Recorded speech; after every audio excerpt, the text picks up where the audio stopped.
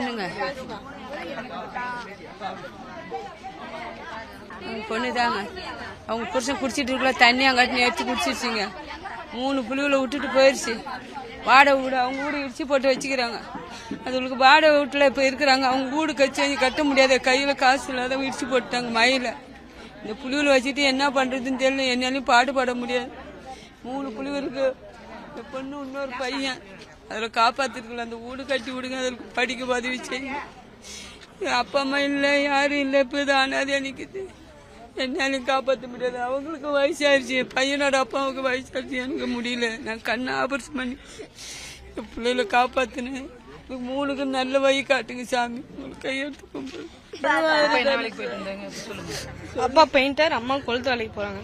அவர் வந்து அந்த பேக்கெட் வந்து வாங்கிட்டு வந்து ஒரு டம்ளர்ல ஊற்றி வச்சிருந்தாரு. எங்க அம்மாவுக்கு ஒரு ப்ராப்ளம் உடம்புல இருக்கு, வயிறு வலி, அதில் ஓமம் கலந்துருப்பாங்க அப்படின்ட்டு எங்க அம்மா அந்த தண்ணி எடுத்து குடிச்சிட்டாங்க. எங்க அப்பா நேற்று குடிச்சிட்டு வச்சுட்டு தண்ணிக்கு பாதி கிளாஸ்ல ஊத்திட்டு போயிட்டாங்க. எங்க அம்மாவுக்கு ஒரு பிரச்சனை இருக்கு, அது ஆப்ரேஷன் பண்ணணும்னு சொன்னாங்க. எங்க அம்மாவுக்கு வயிறு வலி. எங்க அம்மா அது ஓமம் தான் நினைச்சு எடுத்து குடிச்சிட்டாங்க. அதுக்கப்புறம் எங்க அப்பா வந்து காலைல தான் வந்தாங்க. எங்களுக்கு வாடகை வீட்டில் தான் இருக்கோம். எங்களுக்கு சொந்த வீடு கட்டி கொடுக்கணும். இப்போ ஸ்கூலுக்கு வேற போகும்.